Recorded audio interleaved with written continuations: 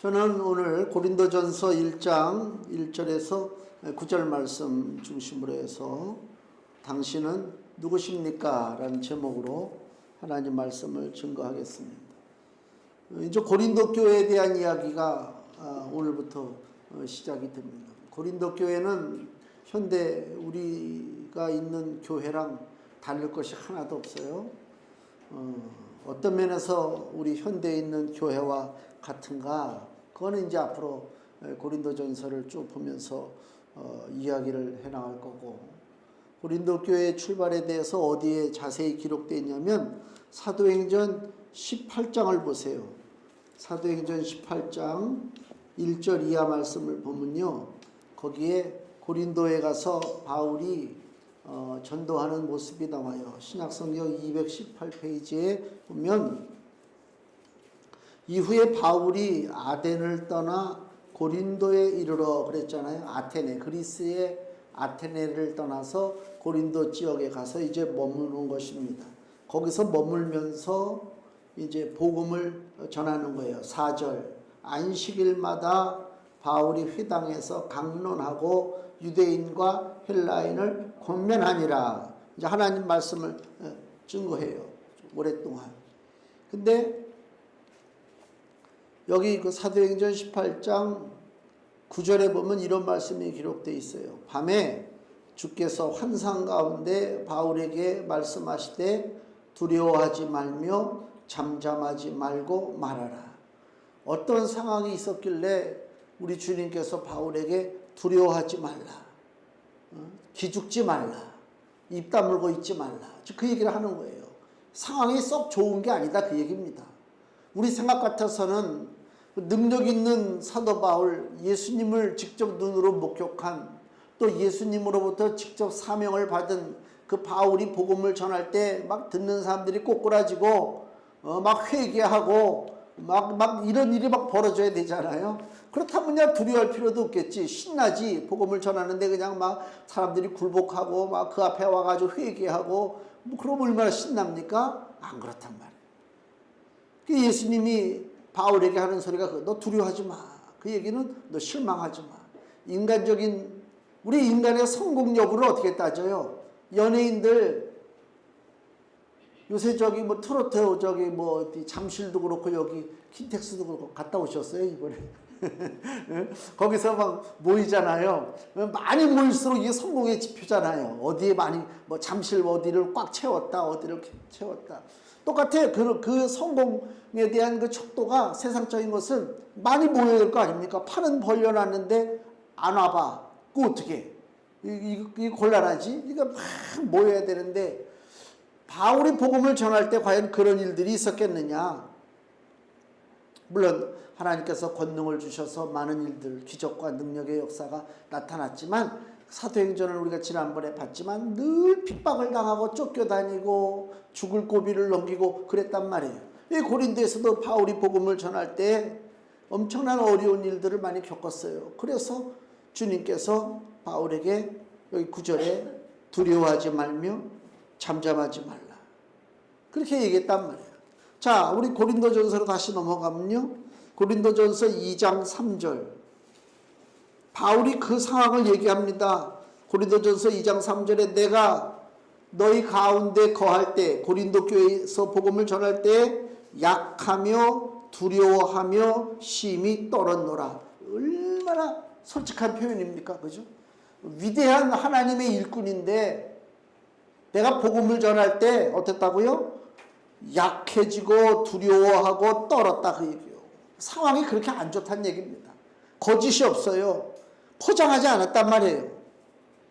이 고린도라고 하는 지역은 어떤 특성을 갖고 있냐면은 그 당시 경제가 가장 활발하게 움직여지는 지역입니다. 쉽게 얘기하면 돈이 많이 오고 가. 돈이 많이 오고 가는 데는 무슨 일이 벌어져요? 예, 교만의 역사, 타락의 역사, 뭐 이루 말할 수 없는 더러운 일들이 벌어지고 있어요. 그 다음에 우상숭배는 두말할 것도 없고, 또 하나는 헬라 철학, 우리 그리스 그 신화라든가 뭐 소크라테스, 아리스토텔레스, 플라톤 뭐 이런 철학들 있잖아요.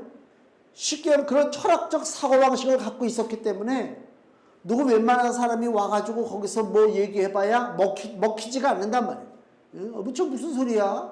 논리적으로도 맞지가 않네. 복음은, 예수님의 복음은요, 논리적으로 맞을 수가 없어요. 그리스 사람들이 생각할 때 신이라고 하는 존재는요, 그 당시에 그리스 사람들은 신과 사람과의 세상이 분리가 돼 있어요. 신은 신의 세상에서 살고 사람은 사람의 세상에서 살아. 서로 영역을 침범하면 안 돼. 이게 그리스 사람들의 신관입니다. 그래서 그리스 신화 보면은 신들에 대한 이야기들이 우습잖아요. 자기들끼리 지지고 볶고 싸우고 막 이러잖아요, 신들이. 근데 어느 날 바울이 와서 하는 소리가 뭐예요? 야, 그 너희들이 알지 못하는 신이 있는데 그 신이 이 땅에 오셔서 너희들을 대신해서 죽었어. 그게 이해가 안 돼. 아니, 신이 죽어? 그것도 대신해서? 왜 우리를 대신해서 죽어? 우리가 무슨 잘못을 했다고? 우리 잘못한 거 없는데? 철학적 사고방식 갖고 복음을 대하니까 복음이 퍼져나갈 수가 없어요. 복음을 어찌 설명할 것인가? 그 당시에 고린도 지역 사람들, 그리스 사람들 스스로 지혜 있고 스스로 지식이 있다라고 자랑하는 사람들 앞에 예수님의 그 복음, 하나님의 아들이 이 땅에 와서 너희들의 죄를 짊어지고 십자가에 매달려 죽었고 3일 만에 부활했다라고 하는 그 믿지 못할 이야기를 전할 때 그리스 사람들이 그래? 받아들이겠냐고요? 지금도 마찬가지입니다. 지금도 교회에 사람이 뭐 수천 명, 수만 명이 들어와 있어도 그래서 무슨 생각을 하는지 모르겠어. 예수님이 진짜 이 땅에 오셔서 내가 짊어져야 할 그 더럽고 추악한 죄를 짊어지셨는가? 거기에 대해 심각한 고민이 있습니까? 말할 수 없는 그 더럽고 추악한 죄들. 젊었을 땐 몰랐어요. 한참 막 육신의 혈기가 가득하고 육신에 그나마 좀 힘이 넘칠 땐 그냥 그렇게 사는 것이 전부인 줄 알았는데 나이 들고 힘 빠지고 가만히 생각할 시간이 많아져. 나이 들면 생각할 시간이 많아지죠. 가만히 생각하다 보면 아유, 그때 내가 왜 이렇게 어리석었을까? 내가 왜 그때 그렇게 못났을까? 아유, 이런 생각들이 막 있단 말이에요. 이 추하고 더러운 것들이 너무 많지. 주님은 다 알고 계셔요. 그걸 어떻게 하라고요? 그걸 어떻게 숨기려고 했을 것이 아니라 내가 마음으로 지은 죄, 생각으로 저지른 모든 어리석은 일들 주 앞에 고백하는 거예요. 입술로다가. 하나님, 내가 이랬어요. 20대 때는. 하나님, 내가 30대 때는 이렇게 했습니다. 모르고 한 거예요, 하나님. 고백한단 말이에요. 그 주님 앞에 내 모든 허물과 죄를 다 맡기고 살아가는 인생하고 다 숨기고 자기는 지금 아무 문제도 없어. 떳떳해. 아주 자랑스러워. 그러고 살아가는 사람들의 모습을 보세요. 그 결론을 어떻게 하나님이 내려주실 것인가? 하나님은 공의로운 하나님이요, 정확히 하나님 판단하신단 말이에요. 이게 중요한 거거든요. 그 바울이 이 고린도 사람들이 철학적 사고방식이고 우상이고 또 물질에 대해서 지나치게 집착하고 뭐 이런 말할 수가 없어요. 그럴 때 바울이 어떤 선교 전략을 택하고 있는가? 고린도전서 2장 4절 내 말과 내 전도함이 지혜에 권하는 말로 하지 아니하고, 그죠? 사람이 듣기에 그럴듯한 말 있잖아요. 논리적으로 그렇게 안 한다. 그렇게 복음은 사람을 설득시키는 게 복음이 아니다. 이 물건 팔아먹는 게 아니라니까. 물건 파는 거라면 그 사람을 설득해야 될 거 아닙니까? 우리 홈쇼핑 보고 있어요. 불안해지기 시작하지. 이거 안 사면 나만 손해볼 것 같잖아. 그 쇼호스트들이 나와가지고 막 떠들어대고 막 난리치면 막 사야 될 것 같은 막 그런 느낌이 있잖아요. 설득시킨단 말. 그럼 복음도 똑같으냐? 아니요. 복음은 장사가 아니니까. 복음은 내가 원한다고 복음을 이게 잡는 게 아니요. 복음은 자원하는 게 아닙니다. 복음에는 지원병이 없어요. 복음은 하나님이 태초로부터 택하신 자를 부르시는 거예요. 문제는 뭐냐? 내가 택하심을 받았는지 안 받았는지는 난 몰라. 아직은 그냥 사는 거야, 내 멋대로. 근데 어느 날 주님이 나를 택하셨다라고 하는 강한 생각이 들어오는 거예요. 말씀을 통해서. 아, 주님이 나를 택하셨구나. 내가 세상 무리들 가운데 같이 그 더러운 구석에서 내가 뒹굴르고 살 존재가 아니구나. 나는 하나님의 귀한 자녀구나 라고 하는 그 자의식이 깨닫게 된단 말이에요. 그게 복음이에요. 이게 복음이 설득하고 무슨, 야, 너 일로 와봐. 그러면 잘 돼. 주일학교 옛날에 전도할 때 보면, 여름 성경학교 할 때 보면 막 선물 같은 거 쌓아놓고 지금은 그런 거 줘도 안 와 애들이. 이제는 애들이 다 부자가 돼가지고 통장에 다 돈들이 있어 자기 돈들이. 옛날에는 연필 한 자루 줘도요 왔어요. 막 와가지고 그 연필 한 자루 공책 한 권 받으려고 와가지고 말이야 그 무더운 여름에 그 좁은 교실에 100명씩 모여가지고 애들이요 진짜 그 대단한 거지. 지금은 어림도 없어요. 어림도 없어요. 햄버거 준다고 와요. 어림도 없어요. 지금은 그런 시대가 아니라니까. 복음은 뭐 유인해가지고 설득해가지고 아니요. 그 더운 날 그 제가 생각하는 그 여름 성경학교 때 그 애들 100명 넘게 모인 애들이 과연 지금 벌써 몇 년을 흘러 30년 40년을 흘렀나? 지금 걔네들이 어떻게 신앙생활 할 것인가? 이 장담 못해요. 왜? 하나님이 부른 자는 지금도 하나님 말씀 가운데 거할 것이고 안타깝게 하나님의 택하심을 받지 못한 자는 여전히 세상이 좋다라고 세상만 바라보고 살아갈 수밖에 없는 거예요. 이게 사람의 능력, 교사의 능력, 누구의 능력, 천만의 말씀이요. 안 된단 말이야. 안 된단 말이야. 그게. 그래서 바울의 선교 전략이 뭐냐? 지혜에 권하는 말로 사람을 설득시키고 깨닫게 하는 말로 하지 않고 다만 성령의 나타남과 능력으로 하여 너희 믿음이 사람의 지혜에 있지 아니하고 다만 하나님의 능력에 있게 하려 하였노라. 사람의 수단을 가지고는 안 된단 말이에요. 하나님이 알려주셔야 되고 하나님이 알려주시는 기쁜 소식이 바로 복음이다. 그 얘기입니다.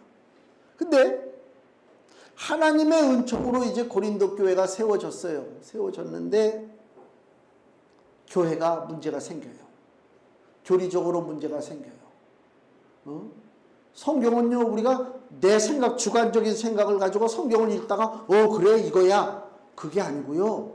성경을 우리에게 가르쳐 줄 때에 몇 가지 기둥이 있단 말이에요. 기둥이. 거기를 벗어나면 안 돼요. 그걸 벗어나기 때문에 사람들이 이단으로 빠지는 거예요. 여기도 책자가 왔더라니까. 책자가 왔는데 딱 보니까 사진 하나가 딱 있는데 거기 밑에 뭐라고 써있는데 재림 예수 딱 써있더라고. 그래서 야 용감하다 얘는. 33살에 서대문 형무소에서 죽었대. 예수님이 죽은 나이하고 똑같이. 서대문 형무소에 왜 죽었는가? 그때가 독립전쟁 무슨 운동하는 것도 아니고 1976년도인가 그런가 본데 뭐 하다가 뭐 사기죄 무슨 죄로 걸려 들어가가지고 뭐 어떻게 해서 죽었다 이렇게 자기가 재림 예수래요. 그래가지고 막 이만한 책자를 제가 한번 쭉 봤어요. 말도 안 되는 거 성경 갖다 뜯어다가 갖다 막 붙여놓고 이게 성경을 모르는 사람이 보면 그래 맞네 이렇게 볼 수 있거든. 그래서 그런 오류를 방지하고자 성경을 읽을 때 제대로 볼 수 있는 기둥을 만들어 줬어요. 그게 바로 신학이란 말이죠. 조직 신학. 하나님은 어떤 분이고 성경은 어떤 성경이고 교회는 어떤 게 교회고 이걸 딱 기둥을 세워줬단 말이에요. 그거를 무시하고 내 멋대로 그냥 막 움직이면서 그렇게 믿었다가는 문제가 생기는 거예요. 근데 고린도 교회가 믿음이 처음엔 충만해졌어요. 뜨거워졌어요. 기도를 잘해요. 하늘에 은사가 내렸어요. 방언도 해요. 통변도 해요. 예언도 해요. 병도 고쳐요. 다 좋아요. 그러다 보니까 뭐예요? 다 내가 오라. 내가 능력받았으니까 내가 최고야. 당신 떠들어대는 건 가짜야. 싸움이 나기 시작하는 거란 말이에요. 뭘 오해하고 있는 거지. 오해하고 있는 거지. 우리 저 청년 때만 해도 교회에서 그런 일들이 많았어요. 은사 받은 사람들이 은사 막 기도하다 보니까 이상한 경험도 하고 체험하잖아요. 그럼 와가지고 딱 목사님 설교 들으면 이거 설교가 아니야. 에이 저거 우스워. 그리고 옆에 사람한테 툭툭 찔러. 그래갖고 끌고 나가가지고 가정재단 쌓아. 집에다가 요만한 거 사각개짝에다가 뭐 하나 올려놓고 거기서 재단 쌓고 거기서 예배드리고 예언 기도해주고 뭐 무당하고 다를 게 하나도 없지. 그게 문제거든요. 그게 다 그런 일들이 벌어졌단 말이에요. 고린도 교회가 교리적으로 문제가 생겼어요. 도덕적으로도 문제가 생겨. 예수 믿으면요 바르게 살아야 돼요. 이건 아주 뭐 만고 진리의 불변의 진리입니다. 예수 그리스도를 믿는 사람은 바르게 살아야 돼요. 지적받으면 안 돼요. 내 행동에 대해서 조심해야 돼요. 길 걸을 때 조심해야 되고 운전할 때 조심해야 되고 밥 먹을 때 조심해야 되고 그래야 돼요. 왜? 나 하나 잘못하면 나 하나의 문제가 아닙니다. 예수님을 욕한다니까 사람들이. 나 하나 가지고 욕하면 어때? 나 상관없어. 근데 내가 문제가 아니라니까요. 그래서 예수 그리스도의 사람들은 도덕적으로도 바르게 살려고 발버둥을 쳐야 돼요. 이 땅은 우리를 도덕적으로 살게끔 안 만들어놔요. 개성 있게 살라고 그래요. 방송에서 나와서 떠들어대는 얘기 들어보세요. 말도 안 되는 소리들 떠들어대고 있지. 어저께도 저 을지론가 어디에서 무슨 무슨 성소수자들 한다고 막 인터뷰하는데요. 내가 그래. 성소수자가 됐든 성다수자가 됐든 바르게 살면 돼요. 그거 어떻게 해요? 바르게 해야 되는데 그 나와서 인터뷰하는 사람들도 그 사람들도 전략이 잘못됐어. 저 바른 사람이 나와가지고 인터뷰를 하면 성소수자들도 사람이 바르게 생겼구나 이래야 되는데 왜 하나같이 머리에다 물들이고 왜 하나같이 그냥 그리고 세다고 무서워서 말 못 붙이겠어. 좀 온유하면 안 되나? 부드러우면 안 되나? 왜? 거기 뭐라고 써있냐면요. 즐기자 이렇게 돼 있더라고. 그 즐기는 사람들 표정이 왜 저래? 즐기는 게 아니야. 건드려봐. 나 좀 건드려봐 봐봐. 그러고 나가온다니까. 아이고 세상에. 하여튼 도덕적으로 문제가 되고요. 하여튼 이런 다툼, 불화, 분쟁들이 많아요. 그래서 잠시 고린도를 떠나서 에베소에 있던 그 사도 바울이 자기가 세운 고린도 교회가 늘 싸우고 지지고 먹고 문제가 많으니까 제발 좀 그러지 말라고 보낸 편지가 바로 이 고린도 전서예요. 교회의 문제점을 여기 다 끌어안고 있다니까. 그럼 이 고린도 교회 편지를 읽는 사람들이 누굽니까? 당연히 고린도 교회 성도들이죠. 오늘 본문의 2절 말씀 보세요. 고린도에 있는 하나님의 교회 곧 그리스도 예수 안에서 거룩하여지고 성도라 부르심을 입은 자들. 고린도 교회 성도들이 문제가 많아요. 싸우고 다투고 거룩하지도 않고 도덕적으로도 문제가 많고 막 그래요. 근데 그 고린도 교회에 있는 사람들을 뭐라고 부르느냐? 그리스도 예수 안에서 거룩하여지고 성도라 부르심을 입은 자들이다. 너무너무 좋은 얘기 아닙니까? 성도라 부르심을 받았어요. 성도가 뭐예요? 거룩한 무리, 주 예수 그리스도의 이름을 부르는 사람들. 굉장하잖아요. 2절 다시 보면요. 고린도에 있는 하나님의 교회 곧 그리스도 안에서 어떻게 졌다고요? 거룩해졌다. 모든 만물은 변화가 일어나요. 만물은 변화돼요. 변화되지 않는 건 없어요. 만물은 다 변화가 된단 말이에요. 만물은 변화가 되는데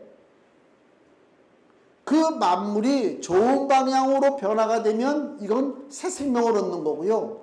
나쁜 방향으로 변화되는 것을 우리가 변질된다고 그래. 부패한다고 그래.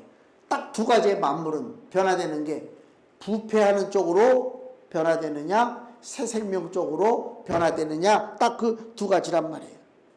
그래서 갈라디아서 6장 8절 말씀을 보면요. 고린도 후서 다음이 갈라디아서인데 갈라디아서 6장 8절 자기 육체를 위하여 심는 자는 육체로부터 썩어진 것을 거두고 이거 부패하는 걸 거두는 거예요. 성령을 위하여 심는 자는 성령으로부터 영생을 거두리라 그랬습니다. 이게 방향이 완전히 바뀌어요. 모든 만물이 변화가 되는데 하나는 썩는 것으로 바뀌고 하나는 영원한 것으로 바뀌는 거예요. 우리는 어느 쪽으로 지금 바뀜을 받느냐? 영원한 것으로 바뀜을 받는 그런 하나님의 자녀가 되었다. 그러니까 세상 법칙은 낡아지는 것이잖아요. 세상 건 다 낡아지잖아요. 아무리 새 것을 가지고 좋아해도 조금 있으면 낡아진단 말이에요. 그래서 여기 히브리서 1장 10절에서 12절 말씀 보면 주여 태초에 주께서 땅에 기초를 두셨으며 하늘도 주의 손으로 지으신 바라 그것들은 멸망할 것이나 뭐가 멸망한다고요? 땅의 기초 하늘 하나님이 만드신 땅과 하늘조차도 결국은 멸망한다 그러잖아요. 그것들은 멸망할 것이나 오직 주는 영존할 것이요 그것들이 뭐예요? 하늘과 땅에 있는 모든 만물들 그것들은 다 옷과 같이 낡아지리니 의복처럼 갈아입을 것이요 그것들이 옷과 같이 변할 것이나 주는 여전하여 연대가 세월이 무궁하도록 다함이 없으리라. 세상 것은 낡아져요. 세상 것은 무너져요. 그걸 빨리 깨달아야 돼요. 어느 유명한 젊은 스님이 있어요. 나도 요 근래 알았어요. 그 사람이 그렇게 유명한지로. 뭐 그 사람이 뭐 글만 올리면 뭐 대단했대. 근데 알고 보니까 뭐 이혼을 했다고 그러던가 자녀가 있다고 그러던가 뭐 하여튼 뭐 그래가지고 이 스님이 나 중 안 될래. 그리고 그 사람들은 환속 절차라고 그러던가 환속 세상으로 다시 돌아가는 거를 신청해가지고 세상 사람으로 살기로 했다는 얘기를 들었어요. 내가 그걸 그 사람 얼굴 보면서 그래 결정 잘했어. 그 거짓말하고 사는 게 얼마나 힘드냐. 그게 아주 거룩한 척하고 사람들이 물어보면 이렇게 해야 됩니다. 벌써 그 몇 번째야. 누가 한 사람은 뭐 하버드 나왔다는 사람도 있고 이 사람도 미국에 있는 무슨 대학 나온 것 같은데 뭐 아주 고학력자인데 그러니까 사람들이 야 저렇게 고학력인데 어떻게 머리를 깎았을까 해가지고 관심이 있었잖아요. 그러니까 아주 밥벌이가 잘 됐지. 근데 결과적으로 다 드러나니까 다시 이제 나는 세상으로 나가겠다. 썩어질 것은 썩는 길로 나갈 수밖에 없어요. 아무리 위장을 해도 빨리 깨달아야 돼요. 하나님 주시는 것 외에는 이 땅에서 온전할 것이 아무것도 없다. 그래서 이스라엘 백성들이 신명기 29장 5절 보니까 광야 40년 동안을 살 때요. 성경은 이렇게 표현을 하잖아요. 신명기 29장 5절 말씀에 주께서 40년 동안 너희를 인도하여 광야를 통행케 하셨거니와 너희 몸에 옷이 낡지 아니하였고 너희 발의 신이 헤어지지 아니하였으며 옷과 신발이 낡아지지 않았다는 거예요. 40년 동안. 그게 있을 수 있습니까? 말이 안 되는 소리지. 응? 신발이 조금만 나는 아껴 신는다. 아껴 신는다. 일주일에 한 번 신고 그러던 신발도 갑자기 보니까 구두 뒤축이 막 뭐 녹듯이 막 무너지더라고요. 너무 아껴서 그런가? 너무 아껴서 그런 것 같아. 네. 그런 판인데 40년을 광야에서 신을 신고 다녔는데 이게 신이 멀쩡해. 그걸 우리가 어떻게 받아들여야 돼요? 간단해요. 우리 하나님이 계신 곳에는 생명이 있어요. 하나님이 함께 하시는 곳에는요 부패가 없어요. 변질이 없다니까. 이걸 우리에게 보여주시는 거예요. 세상 따라갈 때는 부패가 있어요. 그러나 우리 하나님 거룩하신 주님과 함께 동행할 때는요 썩을 것이 썩지 않을 것으로 변화가 이루어진다는 것입니다. 새 것이 된다는 것입니다. 이게 중요한 거예요. 새 것을 바라보고 사는 거란 말이에요. 부패한 사람들, 부패한 세상 속에 사는 사람들은요 결과적으로 다 썩어질 곳으로 갈 수밖에 없어요. 그래서 우리 성도들이 최종 목적지가 뭐냐? 우리 고린도전서 15장을 보세요. 저 뒤로 넘어가면 고린도전서 15장 42절에서 44절 죽은 자의 부활도 이와 같으니 썩을 것으로 심고 썩지 아니할 것으로 다시 살며 우리가 받을 축복입니다. 썩지 않을 것으로 다시 삽니다. 욕된 것으로 심고 욕된 것이 뭐예요? 추하죠. 보기 싫어요. 아유 좀 감추고 싶어요. 욕된 것으로 심고 영광스러운 것으로 다시 살며 약한 것으로 심고 강한 것으로 다시 살며 우리가 그렇게 변화된다는 것입니다. 육의 몸으로 심고 신령한 몸으로 다시 사나니 육의 몸이 있은즉 또 신령한 몸이 있느니라. 아멘. 이게 우리가 바라봐야 할 목표입니다. 열매입니다. 변질되지 않는 것입니다. 근데 그 변질되지 않는 목표를 향해서 가는 과정이 힘들어요. 시련이 오고 시험이 온다니까. 저절로 가는 게 아닙니다. 그렇잖아요. 한자에도 우리 고진감래라 결과를 얻기 위해서는 그 쓴 것을 겪고 쓴 것을 마시고 나가야 달콤한 것을 취할 수가 있다라고 얘기했잖아요. 영적으로도 마찬가지지. 하나님의 귀한 썩지 아니할 선물을 받는 우리가 이 땅에서 썩을 것만 취하고 산다? 그건 너무너무 말이 안 되는 소리지. 썩지 않을 것을 바라보고 사는 사람이라면 이 땅에서도 우리가 썩지 않는 것에 대한 사모하는 마음을 가지고 나가야 된다. 고린도전서 오늘 본문에 1장 8절 보세요. 주께서 너희를 우리 주 예수 그리스도의 날에 책망할 것이 없는 자로 끝까지 어떻게 하신다고요? 견고케 하신다. 우리를 흔들리지 않게 하신다. 그 얘기입니다. 경고케 하시는 거예요. 그래서 우리는 이제 거룩한 백성이 되었어요. 당신은 누구시냐? 라고 물어볼 때 나는 누구십니까? 라고 얘기해야 돼요. 옛날에 교회 20대 때 저기 이렇게 청년들끼리 교회에서 모이면 그 게임 그게 있었나? 이렇게 쭉 몰려가지고 무슨 당신은 누구십니까? 그럼 나는 뭐 그런 거 있었잖아. 당신은 누구시냐? 물어볼 때에 나는 누구라고 얘기할 수 있어야 되는데 그것이 나는 뭐 현재 무슨 뭐 나이가 몇 살 그게 중요한. 나는 하나님의 거룩한 자녀요 예수의 이름을 부르는 사람이다라고 하는 그 당당한 자신감이 우리에게 필요하다는 것입니다. 9절 말씀 보세요. 너희를 불러 그의 아들 예수 그리스도 우리 주로 더불어 교제케 하시는 하나님은 미쁘시도다. 자, 우리가 이제 예수 그리스도 안에 거룩하게 되었어요. 거룩한 백성들이 가지고 있는 특권이 뭐냐? 바로 9절에 기록된 것처럼 거룩하신 예수 그리스도와 교제한다는 것입니다. 너 누구랑 사귀냐? 나 예수님이랑 사겨. 중요해요. 아무나 못 사귀어요. 세상에서는요. 나 뉴스 보니까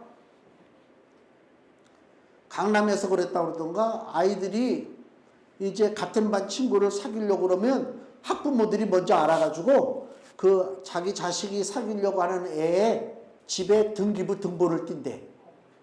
야, 나 이거 무서운 얘기요. 요새 등기부 등본도 뭐 이렇게 쉽게 뭐 이렇게 검색하나 보죠. 그래가지고 등기부 등본을 떼가지고 얘네가 이 집이 어떤 규모인가 그거 있잖아요. 대충 보면. 그 다음에 전세인가 월세인가 뭐 자기 집인가 얘는 좀 괜찮네. 그래 사귀어라. 얘는 별 볼 일 없네. 너 사귀면 안 된다. 그래서 현대판 인도의 계급제도와 같은 카스트 제도가 우리나라에 만들어지고 있다. 분노할 얘기입니다. 그 어리석은 인간들입니다. 지까지 것들이 뭔데 등기부 등본을 떼어보고 뭐 판단을 합니까? 아이고, 나중에 판단받을 것은요, 생명책에 이름이 있느냐 없느냐 이게 중요한 것이지, 등기부 등본에 내 이름이 있고 내가 그 집의 소유자라고 내가 그 집의 진짜 소유자입니까? 몇 년 빌려 쓰고 가는 거지. 그렇지 않습니까? 응? 아무 의미가 없어요, 진짜로. 내가 그 집에서 영원토록 살 거라면 팔아가지고 중간에 뭐 해봐야 나 뭐 집도 없는 나그네가 될 수밖에 없지. 그냥 그 집에서 살려면 잠깐 빌려 쓰는 거란 말이에요. 자녀들의 인성이 메마르고 사람을 돈으로 판단하고 직업으로 판단하고 그래서 사회가 무너지는 거예요. 양극화가 되고. 제가 볼 땐 나 도토리 키재기 그놈인데 내가 볼 때는 잘난 놈이 어딨어. 잘난 놈이 어딨냐고. 솔직한 얘기로. 인생에 잘난 사람이 어디 있습니까? 다 보잘것없는 인생들이 거짓의 옷을 입고 그죠? 남한테 보이려고 애쓰고 사는 거 아닙니까? 그리고 마치 뭐나 크게 이룬 것처럼 이룬 게 뭐가 있어? 삶은 이 땅에서 몇 년을 살다 간다고. 빨리 깨달아 예수님을 바라보고 예수님 주시는 상급을 바라봐야지. 썩을 몸으로 심고 썩지 아니할 몸으로 사는 거 이게 중요한 것이지. 썩을 몸으로 살다 영원히 썩어버려. 아이고 불쌍한 인생입니다.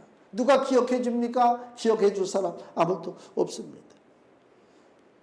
예수님의 이름을 우리는 부릅니다. 여기 보니까 다시 본문의 2절 고린도에 있는 하나님의 교회 곧 그리스도 예수 안에서 거룩하여지고 성도라 부르심을 입은 자들과 각처에서 우리의 주 곧 저희와 우리의 주 되신 예수 그리스도의 이름을 부르는 모든 자들. 우리의 정체성입니다. 우리가 누구라고요? 예수 그리스도의 이름을 부르는 자들입니다. 왜 예수 그리스도의 이름을 부릅니까? 예수님의 이름의 가치를 우리가 알기 때문에. 예수 이름의 가치가 무엇입니까? 하늘에 있는 것이나 땅에 있는 것이나 땅 아래 물속에 있는 것 모든 것들이 예수의 이름 앞에 무릎을 꿇었다 그 얘기입니다. 천사가 됐든 귀신이 됐든 살아있는 존재가 됐든 죽은 존재가 됐든 간에 다 예수의 이름 앞에 무릎을 꿇게 되어 있다. 그 권세 있는 예수님의 이름을 내가 지금 부르는 거예요. 어떻게 불러요? 살려달라고 부르는 것이 아니라 나와 사랑의 교제를 해달라고 부르는 거라니까. 예수님과 관계없는 인생들은 마지막 순간에 예수여 나를 살려주세요 라고 부르지만 때는 늦었다. 이거 때는 늦었다. 우리가 부르는 예수는 나 좀 살려주세요 예수 부르는 것이 아니라 예수님 나하고 동행해 주세요. 나와 교제해 주세요.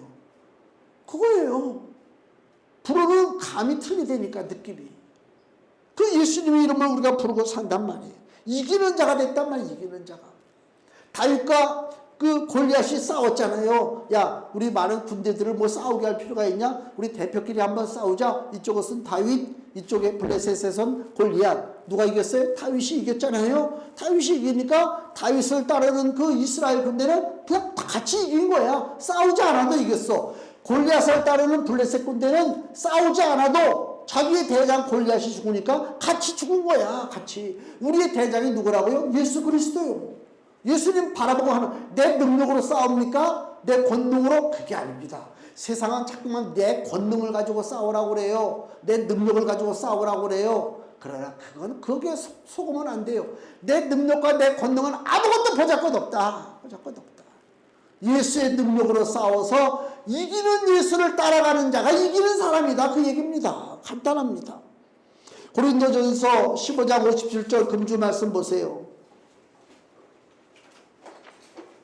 고린도전서 15장 57절 같이 읽겠습니다. 우리 주 예수 그리스도로 말미암아 우리에게 이김을 주시는 하나님께 감사하노니 아멘. 우리가 무엇으로 이깁니까? 내 학력을 가지고 이깁니까? 내 물질 가지고 이깁니까? 내가 몸을 튼튼하게 만들어서 이깁니까? 그게 아니요 예수 그리스도로 말미암아 이긴다. 이것입니다. 이걸 빨리 깨닫고 주 앞에 고백하고 세상을 우리가 바라봐야 됩니다. 당신은 누구냐? 라고 물어볼 때에 나는 하나님의 거룩한 백성이고 나는 예수 그리스도의 이름을 부르는 사람이다 라고 분명하게 자신 있게 얘기할 수 있는 사람이 이 땅에서 썩을 것에 종노릇하지 않고 하나님의 영생의 복을 누리고 승리하는 하나님의 복된 자녀가 됨을 믿습니다. 기도하겠습니다.